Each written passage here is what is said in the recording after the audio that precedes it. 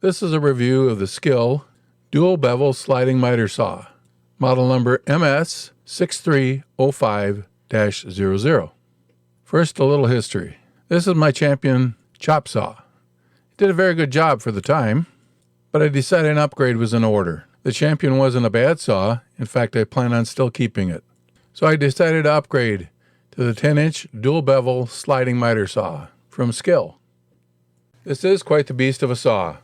This saw has a 15-amp motor that drives at 4,800 RPM. While some of the major controls are easy to find, some of the minor controls are a little bit harder. These controls are all on the right-hand side. They are the depth stop, the saw lock, and the slide lock. This is a full sliding as well as miter and bevel. The detents on the miter are 0, 15, 22.5, 31.6, and 45, going both right and left.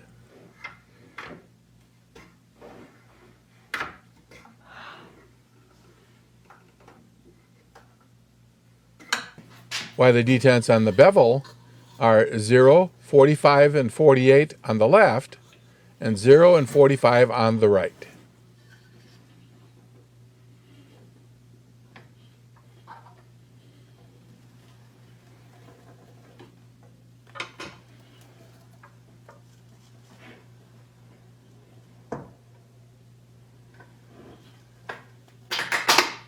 One of the features that I absolutely love is the shadow line.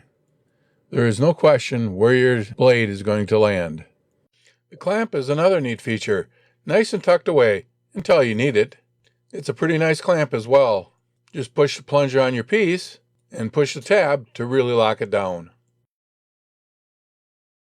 There's also 2 extensions on this miter saw. They slide out very easily. There's a little set screw in back that you just have to loosen up and out they come. I always lock them down with the Allen wrench. I always check the fence for level, and this one is dead on. The fence is also easy to slide in and out. Just a little set screw in the back. That's it. I get them kind of finger tight. Last step before we do a cut is let's check the blade for level. I've had this off for a little bit, so it should be dead on. So now let's make a cut. I just need to cut off about an 1/8 inch off of this board. We got the shadow line turned on.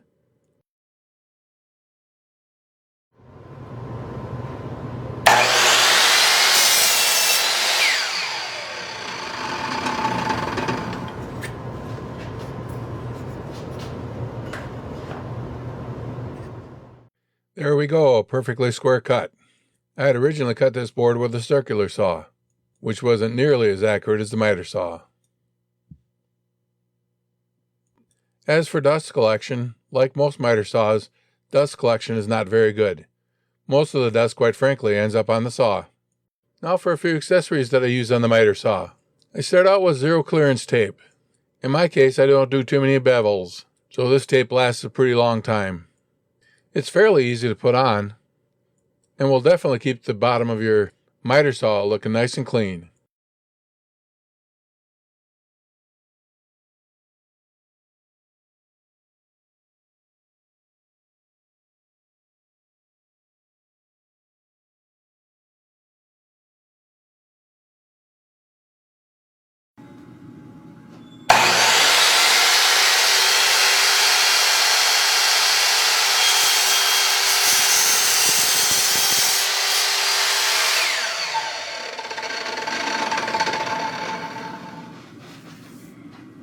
And here's my miter saw stand.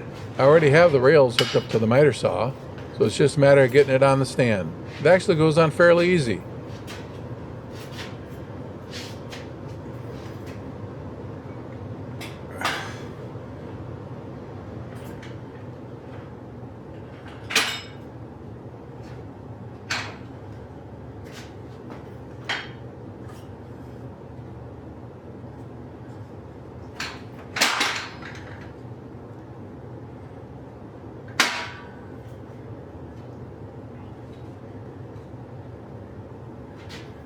Now for the pros and cons.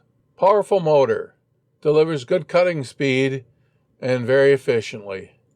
The table extensions, those table extensions are a godsend, let me tell you. Works excellent. Generally considered a budget-friendly saw. And I do like the miter lock overrides. Multiple miter lock stops. And needless to say, the fact that it's a SKIL. It's a very reliable power tool. Now for the cons. Dust collection? Not so good. But then again, most miter saws don't have very good dust collection.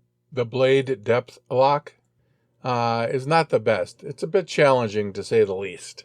And kind of hard to find unless you know what you're looking for. The noise level on this saw is very high.